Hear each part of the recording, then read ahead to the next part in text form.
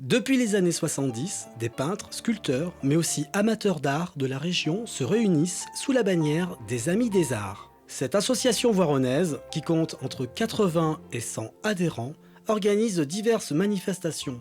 Un marché de peintres et sculpteurs en juin, les hivernales en automne et ici, le salon de printemps. Les missions de l'association, elles sont à double sens. D'une part, faire connaître les peintres de la région de Voiron et les sculpteurs aussi de la région de Voiron et leur permettre d'une part au public de les rencontrer et d'autre part aux artistes de montrer ce qu'ils font chaque année. Le salon sert à tous ceux qui ont envie de montrer ce qu'ils ont dans leur création de l'année, de pouvoir l'exposer donc pendant une dizaine de jours, devant un public très nombreux, puisqu'on est à peu près 1500 personnes qui viennent nous rendre visite tous les ans. Donc c'est vraiment un lieu qui permet d'exposer. Et puis dans la ville, c'est devenu un événement pratiquement incontournable depuis plus de 40 ans. Tous les artistes sont les bienvenus. L'association est toujours à la recherche de nouveaux talents.